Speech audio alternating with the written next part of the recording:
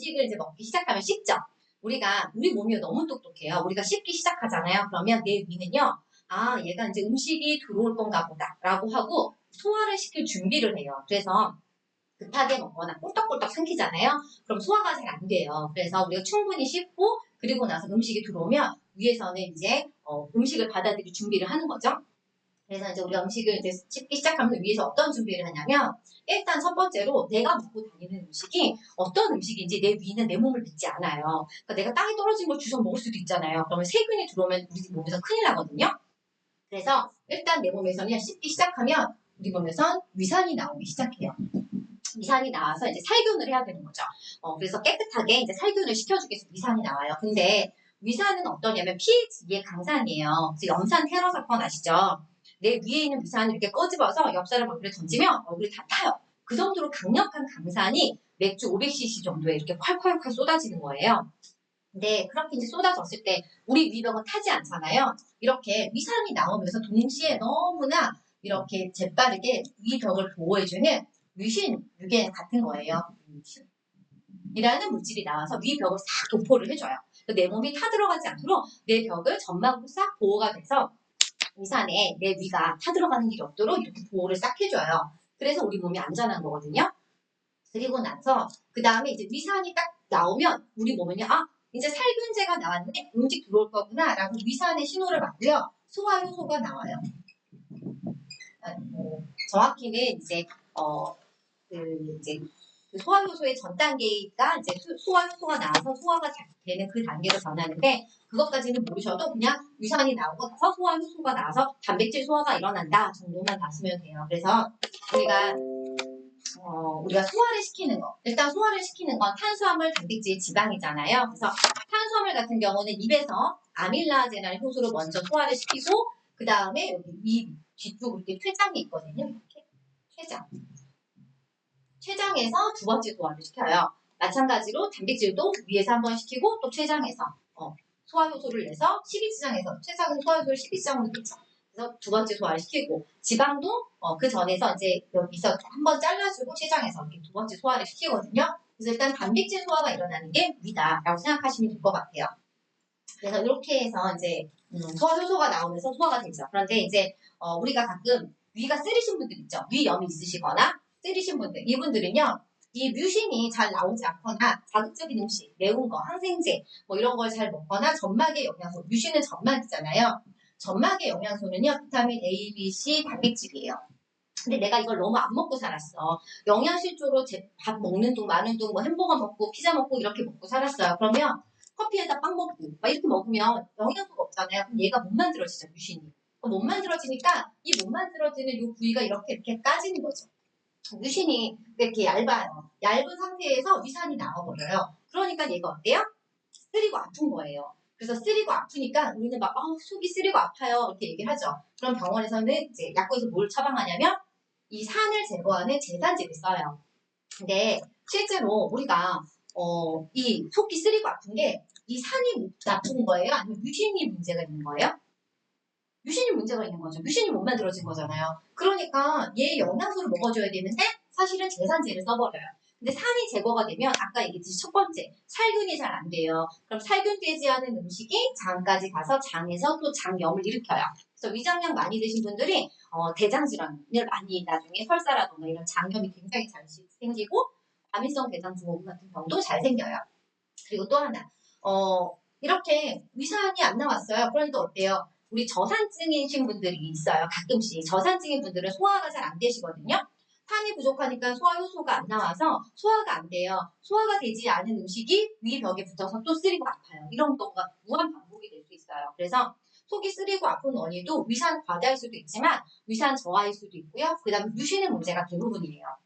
그런데 그 원인 파악을 하지 않고 대부분 그냥 제산제를 써서 이미 나온 산을 제거하거나 또는 아예 산을 만드는 기전을 차단을 시켜버려요. 그래서 PPI라고 아예 그 처방받은 약은 더 독해요. 그래서 아예 산을 못 만들어내는 몸을 만드는데요. 이런 이제 위장약, 이런 위장약들이 갖고 있는 부작용이 꽤 커요. 실제로 소화가 안 되는, 그러니까 위장약 같은 경우는 아까 제산제를 쓰기도 하고요. 제가 이제 약국에서 쓰는 이런 약들을 좀 정리를 해드리면 제산제를 쓰기도 하고 위장운동 촉진제를 쓰기도 해요. 위장운동 촉진제는요, 위가 운동을 잘 못해서요. 위장운동 촉진제를 사용을 하는 건데, 그러면 막 왜 답답하고 더부룩하고요, 가스차고 이런 경우에도 이제 위장운동을 안 하는 거고, 또 이제 음식을 과식해서 먹거나 그랬었을 때 위장이 운동이 안 돼서 또 음식이 역류하기도 하죠. 그럼 역류하면은 음식이 여기까지 올라와서 이제 역류성 식도염을 하거나 아니면 구토를 하거나 뭐 이런 증상이 생길 수가 있죠. 그런데 이 위장운동 촉진제의 부작용이 뭐냐면 우리 몸에 있는 프롤락틴이라는 호르몬, 그러니까 여자들 임신했을 때 나오는 유즙분비 호르몬을 축진시켜서 여자는 불임을 만들거나 남자들은 여성용 유방을 만드는 그런 이제 위장약이 있어요. 근데 이 위장운동 촉진제는 정말 위장 질환이 없는데도 불구하고 처방받는 약에 까는 약으로도 많이 들어가거든요. 어차피 막 항생제, 소염제, 진통제 쓰면 소화 안 될 거고 위장운동 안 될 거니까 그냥 미리 까는 약으로 넣어주기도 해요. 근데 그런 약들을 오래 먹었었을 때 그렇게 이제 프롤락틴 수치가 높거나 이런 부작용이 생길 수가 있다라는 거죠. 근데 그러면 뭐 먹으면 되냐? 위장운동 잘 시켜주는 방법 중에 하나가 잘 씹으면 아까 된다고 했잖아요. 그래서 이스비 먹으면 도움이 되고요. 그 다음에 칼슘, 마그네슘, 칼메티 같은 경우도 위장운동 촉진에 굉장히 도움이 돼요. 그래서 아까 점막, 유신의 문제였을 때는요. 비타민 A, B, C 단백질을 먹으면 되고 위장운동이 잘 안 되시는 분들은 칼메티 드시면 되죠. 여기서 B를 이스트비로 먹으면 되죠. 그래서 위장 질환은요. 대부분 이렇게 먹으면 거의 다 좋아지거든요. 그래서 사실 저도 위가 되게 안 좋아서 이제 약국에서 늘 이제 약을 달고 살았었어요. 그래서 위장약 제산제 나쁜 거 알지만 너무 소화 안 되니까 달고 살았다가 지금은 위장약을 먹지 않거든요. 그래서 이렇게 해서 쭉 먹다 보니까 점막도 재생이 잘 되고 위장 운동도 잘 촉진이 되고 또 점막이 재생이 되고 살이 제대로 나오니까 소화효소도 잘 만들어져서 제가 원래 암회하기 전에는 짜장면도 못 먹고 피자도 못 먹었어요. 라면도 못 먹었어요. 라면 먹으면 토하는 그런 체질이었는데 지금은 다 너무 잘 먹고 있죠. 그래서 이렇게 위장 질환은요. 내가 영양소를 통해서 고칠 수 있는데 이걸 자꾸 약에 의존하다 보면 약은 드럭 먹으라고 해요. 약을 먹으면 내 몸에서 비타민을 그만큼 소모를 시켜요. 그러니까 비타민이 부족해서 아픈데 약을 먹어서 비타민을 더 소모시켜서 내 몸은 아예 비타민 고갈이 되는 거죠. 그래서 약을 먹었던 사람들은요. 계속해서 아파요. 우리 몸은요. 먹고 나서 입으로부터 여기 위, 장, 그 다음에 간, 장에서 이제 간으로 가거든요. 간에서 폐로 가고 폐에서 심장으로 가고 심장에서 혈액으로 이렇게 가서 돌아요. 우리 몸은요. 끊어진 부분이 없이 다 유기적으로 연결이 되어 있거든요.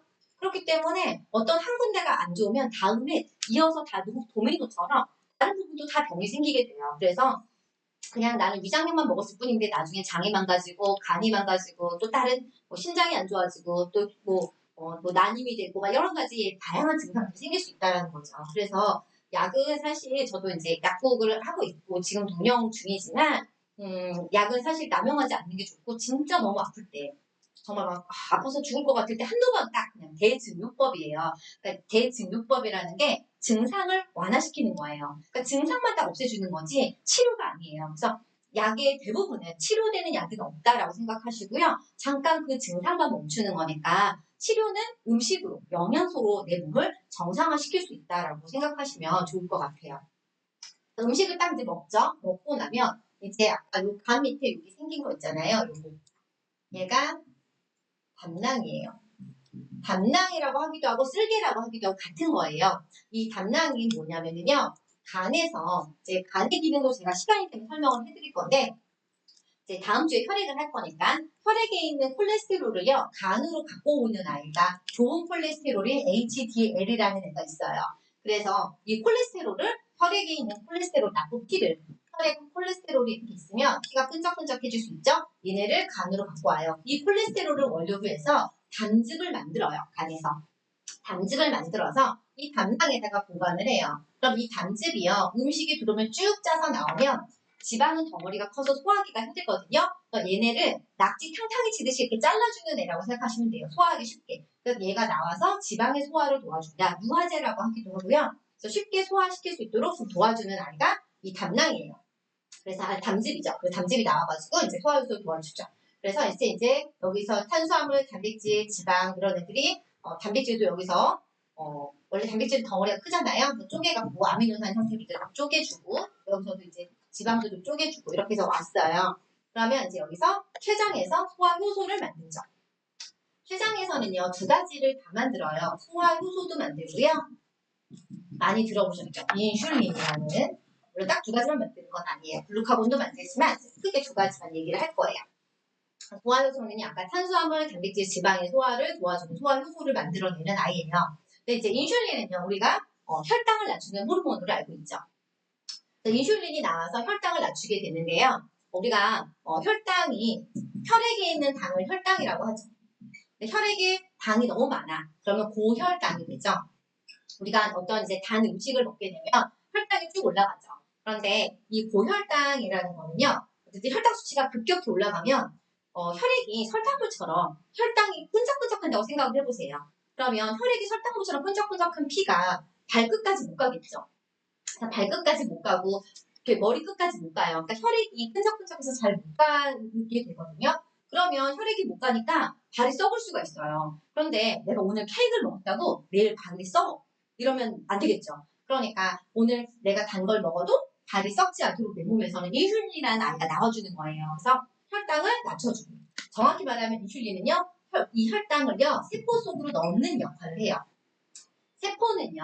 세포는 산소랑 아니면 당이랑 그다음에 비타민, 미네랄 이런 걸 이렇게 받아가지고 하나하나의 생명체처럼 살아가요. 그래서 이렇게 세포가 당을 받아들여요. 그래서 이 당을 가지고 세포도 에너지를 내고 이렇죠. 그래서 세포 속으로 혈당을 전달해주는 애가 인슐린이에요. 그래서 내가 당이 혈액에 너무 많으면 이 당을 세포 속으로 들고 가서 세포에다 이렇게 넣어주는 아이예요. 그런데 내가 당을 너무 많이 먹어. 당을 너무 많이 먹으면 이 세포 속에 어때요? 당이 못 들어가겠죠. 이미 당이 꽉 차 있어. 세포 안에 당이 더 이상 포화 상태인데 당을 또 줘. 그럼 세포 당을 안 받아들이려고 하잖아요. 그러면서 이제 혈액 속에 당이 떠돌게 되면서 고혈당이 되는 거죠. 인슐린이 나왔음에도 불구하고. 그리고 또 하나, 그래서 세포가 당을 너무 많이 먹었을 때도 생기고요. 또 하나는 뭐냐면요. 인슐린이 이 세포 속으로 당을 넣어놓으려고 하는데 내장지방, 우리 배에 있는 내장지방도 다 갖고 계시죠. 이 내장지방이 쪼개지면 유리지방산이라고 작은 이런 지방 덩어리가 되는데 얘네들이요. 이 인슐린이 당을 넣는 거를 방해해요. 세포에다 당을 넣으려고 하는데 이걸 못하게 막 이렇게 치면서 방해하는 게 내장지방이에요. 내장지방. 내가 내장지방이 많으면 어때요? 인슐린이 일을 못하는 거예요. 그래서 내장지방이 많은 사람은 단 걸 먹으면 안 돼요. 네, 그래서 일단 내가 너무 단 게 먹고 싶다. 그럴 때 내장지방도 빼고 드셔야 돼요. 내장지방이요, 당뇨를 유발시킨다라고 생각하시면 돼요. 그래서 인슐린이 여기다 녹화하는 걸 안 한다라는 거죠. 그러면 혈액에 당이 많아요. 인슐린은 적당히 나왔어요. 제대로 나왔는데 이 내장지방이 이를 막 방해를 해서 당을 못 넣었단 말이에요. 그러니까 혈액에 막 당이 많아. 그러면 우리 몸 아까 얘기했죠. 설탕물처럼 끈적끈적해지면 안 되니까 췌장에다가 신호를 보내요. 야, 지금 피 난리 났어. 끈적끈적하고 설탕물 다 됐어. 이거 어떡할 거야, 너? 야, 인슐린 제대로 안 만드냐? 그랬더니 췌장이 뭐래요? 췌장은 인슐린 공장이잖아요. 나 인슐린 많이 만들어서 보낸 것 같은데 이상하다? 야, 더 보내. 췌장이 인슐린을 더 만들어서 보내죠. 그러면 인슐린은 많은데 얘가 일을 못하는 거잖아요. 그래서 인슐린이 많아요. 피 속에 고인슐린 혈증이 돼요. 이 고인슐린 혈증은요, 혈관도 좁게 만들고 동맥경화도 만들고 이렇게 해서 혈관벽을 좁게 만들고요. 또 고인슐린 혈증은 악순환으로 내장지방을 더 많이 만들어요. 그러니까 이게 계속 돌고 도는 거죠. 계속 돌고 도는 거고, 나중에는 췌장이 일하다가 지쳐서 더 이상 인슐린을 못 만들어내게 되면 아예 인슐린이 안 나오는 그런 당뇨까지 되는 거죠. 그래서 초기에는 인슐린이 만들어지지만 이 내장지방의 방해로 인해서 그래서 당뇨가 생기다가 나중에는 췌장까지 망가지는 경우가 생기는 거죠. 그래서 약도 두 가지 기전으로 쓰는데요. 이 당뇨약을 먹을 게 아니라 일단 첫 번째로는요. 인슐린이 정상적으로 일을 못하게 방해하는 내장지방 있잖아요. 얘부터 없애자는 거죠. 사실은 제가 당뇨 환자들 중에서 인슐린 주사까지 맞는 분도요. 내장지방 없애는 디톡스 하고 나서 대부분 좋아졌어요. 아마 이번 강의 마지막 시간에 이재성 그 원장님이 디톡스 강의를 아마 해주실 예정이긴 해요. 그때 들으시면 될 것 같고요. 이 내장지방만 없어져도요, 정말 당뇨가 많이 좋아지고 정상화될 수가 있어요. 그리고 이 내장지방뿐만이 아니라 일단은 아까 인슐린이 많이 나오게 되면 문제가 생긴다고 했잖아요. 내장지방도 잘 만들어주고. 그런데 우리가 단 거를요, 빠르게 먹을수록 인슐린이 더 많이 만들어지거든요. 그래서 똑같은 사과를 먹어도요, 사과를 갈아서 먹으면 훨씬 더 당 수치가 올라가요. 빠르게 먹을수록 당을 빨리 먹을수록 혈당이 올라간다. 그래서 당을 좀 천천히 드셔라 라는 거고요. 거기에 가장 큰 역할을 하는 게 식이섬유죠. 식이섬유가 들어오면 당이 빠르게 올라오는 걸 막을 수가 있고요. 그 다음에 단백질. 저희가 단백질 쉐이크를 먹으면 역시 혈당이 빠르게 올라가는 거예요. 왜냐면 단백질이 쉐이크나 식이섬유가 들어오는 동안에는 인슐린이 안 나오거든요. 인슐린이 안 나오니까 인슐린을 절약할 수가 있는 거예요. 그래서 식이섬유나 단백질도 도움이 되고요. 또 하나 인슐린을 만드는 과정에서 아연이 필요해요. 그래서 인슐린 생합성에는 아연이 필요하기 때문에 아연 같은 미네랄이 필요하고요. 그 다음에 인슐린이 아까 세포 속으로 당을 넣어놓는 거를 도와주는 애가 크롬이에요. 그래서 크롬이 있으면 세포 속으로 인슐린이 잘 전달이 돼요. 그 다음에 셀레늄은요. 내가 내장 지방이 아까 있으면 이 내장 지방이 인슐린 일하는 거 방해한다고 했잖아요. 이거를 좀 막아줘요. 내장 지방아 그러지 마. 너 왜 그래? 해주는 게 셀레늄이에요. 일단 내장 지방 있으면 셀레늄부터 먹어야죠. 인슐린 그리고 아연, 크롬 이런 것들 다 필요하다. 그래서 우리 거 더블엑스에 다 들어가 있거든요. 그래서 더블엑스, 식이섬유, 단백질을 잘 드시게 되면 당뇨는 웬만큼 예방이 된다. 설사를 하죠. 설사를 할 때 우리 상한 음식 먹으면 설사하잖아요. 그런데 우리가 상한 음식을 먹었어요. 그럼 왜 설사를 하냐면요. 내 몸에서 얘를 받아들일 필요가 없어서 설사를 하는 거예요. 상한 음식 들어왔어. 그럼 내 몸 되게 똑똑해요. 이게 영양소 아니잖아. 야 필요 없어. 나가. 근데 상한 음식이 너무 많이 들어오니까 혹시라도 흡수될까봐 안 되겠다. 수분 쫙 끌어들여서 밖으로 쫙 내보내는 게 설사예요.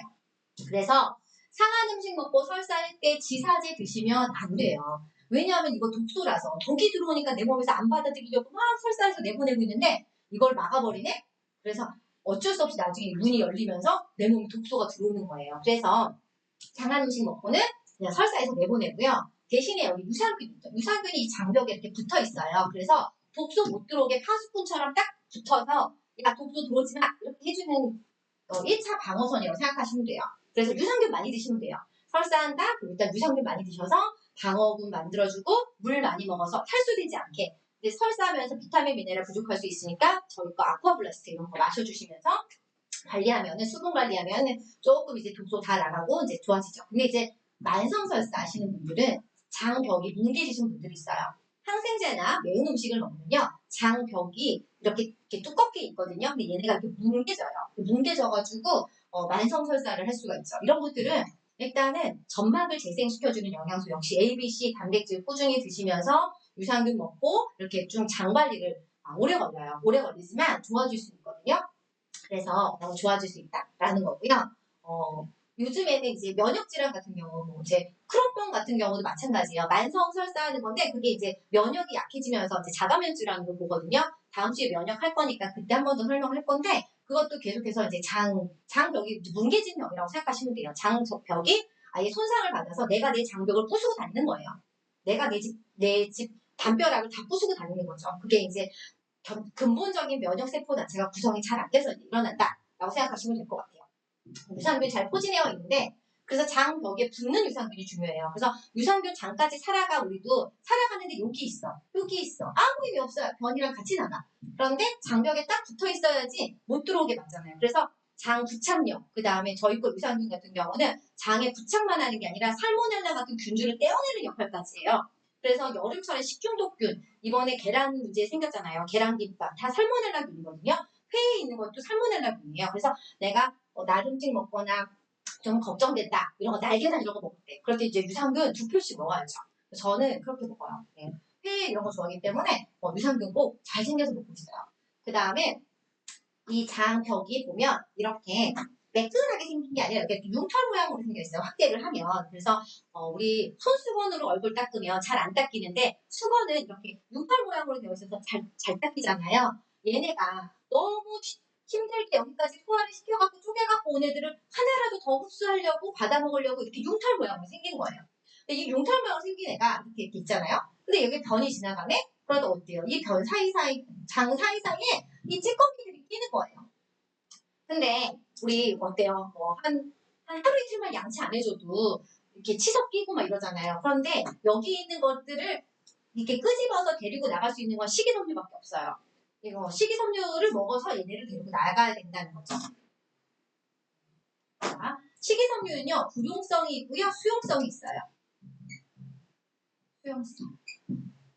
수용성은요, 아까 이 당뇨 예방에 굉장히 좋아요. 그래서 인슐린 저항성이라던가 뭐 인슐린 이런 것들이 이제 도움이 되는 게 수용성이고요. 또 수용성은 혈액에 있는 노폐물도 청소를 해줘요.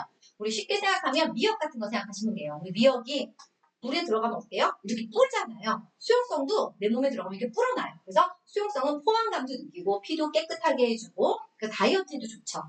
그리고 불용성은요, 장 사이에 있는 칫솔질을 해주는 거예요. 그래서 우리가 매일매일 양치하듯이 매일매일 불용성 식이섬유를 먹어서 장 사이에 있는 것들을 깨끗하게 청소를 해줘야 되는데 근데 나는 지금까지 불용성 식이섬유 안 먹었네? 하시는 분들은 왜 우리 스케일링 하듯이 디톡스 해주시는 거죠. 디톡스 해서 장 청소 한번 쫙 해주고 그리고 나서 또 열심히 불용성과 수용성 식이섬유를 같이 드시면 되죠. 저희 제품 중에서 파이버비츠가 불용성이랑 수용성이 둘 다 들어있잖아요. 사실 약국에서 팔아요, 식이섬유를. 근데 불용성만 팔고 수용성만 팔아요. 불용성이 더 비싸요. 불용성은 한 회 먹는 거, 1회당 10,000원 정도 하고요. 수용성은 이렇게 가정들에서 타먹는 게 한 달분에 한 50,000원 정도 해요. 불용성 중에서 어쨌든 수용성 한 50,000원에서 80,000원 그 정도 가격 되는 것 같아요. 되게 비싸거든요. 근데 저희는 얘네 두 개 같이 들어있는데 56,000원이잖아요. 솔직히 약국에서 만약에 파이버비츠 갖다 놓고 10만 원에 팔라고 해도 팔려요. 그만큼 대체에 불과한 제품이에요. 그래서 정말 17가지 통곡물이 들어있기 때문에 진짜 좋은 제품이에요. 그래서 정말 열심히 되게 감사하게 먹고 있는 제품이다 라고 생각하시면 될 것 같아요. 그래서 이렇게 식이섬유까지 먹어서 장 건강은요. 장 운동이 잘 안 돼. 장 무력증. 장 무력증은 운동은 칼슘 마그네슘이에요. 칼맥디. 장 운동 잘 안 되시는 분들은 칼맥디 드시면 되고요. 그 다음에 영양소를 흡수하고 그 다음에 독소를 배설시키는 유산균 드시고 그 다음에 장 청소 잘 되는 파이버비츠 이렇게 드시고 이렇게 해서 위장 관리를 내가 먹는 음식을 통해서 충분히 할 수 있거든요. 근데 그렇지 않고 이제 뭐 설사약 먹다가 또 변비약도 이렇게 어떤 약을 쓰냐면요. 장을 강제로 운동시키는 약을 써요. 막 그렇게 쓰고요. 그 다음에 정말 이렇게 아까 얘기했잖아요. 독소가 들어오면 장에서 이렇게 뱉어내듯이 이렇게 뱉어내듯이 이런 기존의 약들을 써요. 그래서 사실은 변비약이나 설사약이나 이런 것들이 좀 독한 게 굉장히 많기 때문에 장 자체에 되게 장 점막을 얇게 하고 망가뜨리거든요. 그래서 그런 약을 쓰는 것보다는 이렇게 영양소를 통해서 하는 게 제일 좋겠다라는 거고요. 제가 오늘 진통제까지 할 시간이 되겠죠? 네, 그래서 위장약이랑 진통제 좀 설명을 해드릴 건데 진통제는 우리가 정말 제가 충격적인 건 위가 아파서 타이레놀을 먹었다는 분이 계세요. 위가 아픈 거. 얘는 위가 통증이 있다고 해서 아까 얘기했잖아요. 위가 아픈 이유는요. 위산이 나와서예요. 타이레놀하고 물론 먹으면 내가 이제 망각은 할 수 있겠지. 근데 사실은 근본적인 원인을 해결해야 되거든요. 예를 들면 두통이 생기는 원인. 난 두통이 잘 생겨. 그런 분들은요. 혈관의 문제가 대부분이에요. 혈액순환이 잘 안 되거나 혈관이 좀 좁아지거나 물론 이제 스트레스를 받아서 신경성으로 혈관이 또 좁아지는 경우도 있죠. 그러면 혈액 관리를 하거나 아니면 신경 관리를 하셔야 돼요. 신경의 영양소인 칼슘, 마그네슘이라던가 저희 거 스트레스 수치 낮춰주는 거 태아닌 같은 거 드실 수 있죠. 그리고 혈액순환 관리. 혈액순환 관리가 안 되면 대부분 두통이 오죠. 그래서 순환 관리를 해야 되는데 우리 몸의 재생 주기라는 게 있잖아요. 혈액이 뭐 3개월에서 4개월이에요. 그러면 적어도 혈액이 4개월 이상은 내가 먹고 나서 좋아지길 바라야 되는데 한두 번 먹고 한 달 먹고 이렇게 좋아지기를 바라는 것 자체가 말이 안 되는 거죠. 나이가 들수록 재생도 잘 안 되는데 그러니까 근육도 6개월, 뼈는 뭐 2, 3년이 걸리니까 그 기간 동안 정말 충분한 영양소를 공급해서 내 몸을 바꿔놔야 되는데 자꾸 이걸 약에 의존하다 보니까 몸이 점점점 망가지는 거죠. 생리통 같은 경우도 사실은 생리통 같은 경우는요. 한 달에 한 번 내가 이제 그 자궁에 있는 이 혈이 내 몸에서 필요가 없죠. 임신이 안 됐으니까. 그래서 얘를 쭉 짜서 내보내야 돼요. 그런데 자궁이 차고 냉한 사람들은요. 얘네가 잘 안 떨어져요. 그런데 이렇게 자궁 곁에 혈이 붙어 있는데 안 떨어져. 안 떨어지니까 내 몸이 이거 떨어뜨려야 될 거 아니에요. 안 떨어지면 얘네 붙어 있으면 나중에 뭐 자궁 뭐 경부암수 내막증이든 근종이든 다른 병이 생길 거 아니에요. 그래서 얘를 떨어뜨리려고 딱 경련을 하는 거예요. 경련을 해서 떨어뜨리는데 생리통 약 중에서 부스코판 플러스라고 있는데 이게 이 경련을 멈추는 약이에요. 그러면은 내 몸에서 나빠서 얘네가 자궁이 차서 내보내려고 얘를 경련을 하는데 얘 경련을 멈추는 약을 써버리네? 그러니까 안 아프죠. 그런데 근본적인 해결이 안 된다는 거죠. 그래서 사실 저희 거 이제 감마주놀렌산 GLA 블렌디드가 생리통에 효과가 있다라고 얘기를 하는 게 생강과 당귀가 들어있는데 얘가 배와 자궁을 따뜻하게 해요. 그래서 배랑 자궁이 따뜻하면서 혈액의 순환이 좋아지고 그러면서 얘네가 잘 이제 되는데 한 번 먹었다고 좋아지지 않는다는 거죠. 역시 한 3, 4개월 이상, 6개월 이상 꾸준히 먹어서 내 몸이 정상화가 돼서 생리통이 어느 순간 옛날보다 좀 줄었네? 그러다 없어졌네? 이렇게 되는 거지. 한두 번, 한 달 먹고 나서 야 그대로인데? 이렇게 하는 건 말이 안 된다는 거죠. 그래서 내 몸의 현상을 잘 모르기 때문에 나타나는 거다라고 생각을 하고요. 실제로 이제 한약 중에서 이제 대표적으로 많이 들어가는 게 약방의 감초라고 들어보셨을 거예요. 근데 감초라는 게 뭐냐면 글리시리잔이라고 얘가 스테로이드 같은 거예요. 그래서 그 한약을 먹고요. 그 뭐지? 운동선수들 검사하는 거. 뭐죠? 도핑 테스트? 그런 거 하면 걸려요. 왜냐하면 스테로이드가 들어있거든요. 거기 한약에 글리시리산에 스테로이드 성분이 들어있어요. 그래서 한약을 먹고 나는 한약이 잘 받아 이러신 분들 있죠. 그 사람들은요 당연히 잘 받겠죠. 스테로이드가 들어있으니까. 스테로이드는요 반짝하는 역할은 하지만 나중에 신장을 망가뜨려요. 그래서 한약 오래 드신 분들이 신장이 망가지는 경우가 굉장히 많으세요. 그래서 나는 한약 되게 잘 받아서 난 한약만 먹어 하신 분들이 나중에 신장질환으로 고생할 수 있기 때문에 지금까지 드셨던 분은 어쩔 수 없지만 최대한 안 드시는 게 저는 좋다고 생각하고요. 또 한약 다이어트 하시는 분들 중에서 한약에 마왕이라는 성분이 있어요. 그게 다이어트 약으로 굉장히 많이 쓰이는데 에페드린이라는 성분이거든요. 이게 이제 양약 다이어트에도 많이 들어가는 성분이에요. 에페드린이. 근데 얘가 신장 활동을 촉진시켜요. 이제 좋게 표현해서 뭐라고 해요? 운동에 효과를 낸다라고 하는데 심장에 무리를 오게 해요. 그래서 나중에 심장 질환이 생길 수가 있거든요. 그래서 한약이니까 괜찮겠지라고 한약은 생약이고 천연이고 생각하는데 그렇지 않다는 거죠. 그래서 천연이지만 양귀비 같은 경우도 어때요? 그거는 마약이잖아요. 그러니까 사실은 천연에 나는 것들 중에 분명한 독성 물질이 있어요. 그래서 그 독성 물질이 제대로 제거가 돼서 만들어졌느냐가 중요하고요. 사실 뉴트리라이트도 그럼 똑같은 천연 물질인데 라고 얘기를 하는데 뉴트리라이트는요 일단은 그렇게 무언가 자극이 되고 독소가 될 수 있는 그런 성분이 없어요. 그래서 체질과 상관없이 누구나 다 먹을 수 있는 그런 성분이라는 거죠. 실제로 이제 열이 많은 사람과 열이 적은 사람이 먹어야 되는 음식이 좀 다른데요. 좀 설명을 해드리면 우리 닭고기 같은 경우는 열이 많은 음식을 알고 계시죠? 인삼 같은 경우도. 그래서 열이 많으신 분들은 개고기, 닭고기 이런 거, 인삼이라던가 붕어, 잉어 이런 거 먹으면 안 된다라고 알고 계시잖아요. 그렇고 와인 같은 경우도 레드 와인은 열이 많은 음식이거든요. 그래서 열이 많으신 분들은 그런 거 먹으면 당이 안 좋죠. 그리고 그다음에 열이 적은 음식, 몸을 차게 만드는 음식들이 있어요. 돼지고기 같은 경우는 열이 이제 몸을 차게 만드는 음식이거든요. 알로에 같은 경우도 몸을 차게 만드는 음식이에요. 그래서 회사 어디지? 걔네가 허벌라이프인가? 걔네가 이제 알로에를 이렇게 써서 변비 좋다고 하는데 걔가 당연히 몸을 차게 만드니까 변비에 좋아요. 장이 뜨거워져 생기는 게 변비거든요. 근데 얘네를 장을 차게 만들게 되면 나중에 다른 또 병이 생겨요. 몸을 너무 냉하게 만들다 보니까. 그래서 몸을 너무 차게 만드는 것, 몸에 너무 열을 강하게 하는 것들 이런 것들이 저희 제품에 거의 다 빠져 있죠.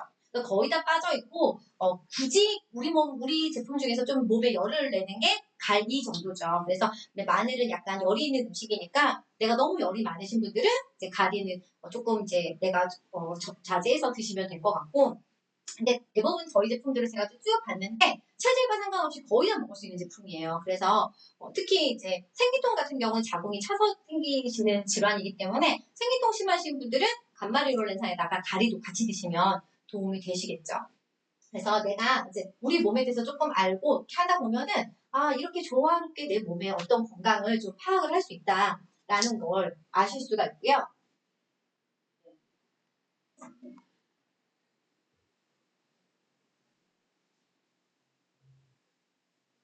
혹시 질문 있으시면 잠깐 남겨주시면 제가 답을 할 수 있으면 할게요. 여기까지 내용이 너무 많아서 이해가 다 되셨는지. 네. 그래서 아까 이제 간 잠깐 얘기할 건데요. 간에서는 혈액을 만들기도 하잖아요. 간에서 만든 혈액이요. 이렇게 폐로 가요. 폐 끝에는 이렇게 폐포, 이렇게 헛박과리 같이 이렇게 이런 폐포들이 이렇게 있고요. 그래서 이 폐포의 수는요, 사람마다 달라요. 3억 개에서 5억 개 정도라고 하는데, 사람마다 타고난 게 달라요. 그래서 어떤 분들은 5억 개를 타고 태어났어요. 너무 좋죠. 평생 담배 펴도 정말 괜찮은 분들. 근데 내가 3억 개인지 5억 개인지 나는 모르잖아요. 그러니까 평생 폐포 관리를 해주는 게 좋다라는 거고요. 간에서 만들어진 혈액은요, 이렇게 폐에 가서 이 폐에서 산소를 받아요. 그래서 내 몸의 이제 전반적인 흐름만 지금 이제 남은 시간 동안 훑어드릴 건데, 간에서 만들어진 혈액이 폐에 가서 폐에서 산소를 받아요. 그래서 폐에서 산소를 받은 다음에 이 산소를 받은 혈액이 어디로 가냐면 심장으로 가요. 이렇게 심장으로 해서 가는데, 여기 있는 혈액이 이렇게 심장을 가죠. 이거 폐라고 할게요. 심장에서. 폐에서 산소를 담아서 이렇게 오는 거예요. 그래서 산소를 담은 이 피가 이렇게 혈액으로 돌게 돼요. 그래서 온 몸을 돌고 다시 찌꺼기가 이렇게 해서 돌아와요. 그래서 내 몸이 이렇게 순환이 되는 과정이라고 보시면 되고요. 그래서 이 혈액 자체가 이 혈액에 있는 아까 얘기했죠. 산소, 그 다음에 비타민, 미네랄 같은 이런 영양소, 그 다음에 뭐 아미노산 같은 것들, 그 다음에 이런 것들, 뭐 여러 가지 이런 애들이요. 이렇게 다니면서 세포에다가 얘네를 전달하고요. 여기에 있는 노폐물 다시 받아가지고 오는 거예요. 이게 세포 교환이라고 보시면 돼요. 그래서 내 몸은요, 이렇게 유기적으로 좀 잘 연관이 되어 있기 때문에 이런 것들을 조금 아시면 좋을 것 같고요. 스스로의 건강 관리는 자기가 하는 건데요. 내가 만약에 건강에 대해 자신이 없다, 그러면 건강을 좀 더 배우시고요. 배워서 내가 확실히 될 때 그때 드시면 될 것 같다라는 생각이 들어서 네, 그렇습니다. 오늘 이렇게 스피디하게 달려왔고요. 네, 저의 이런 이제 그런 건강 관리가 좀 도움이 되셨으면 좋겠고.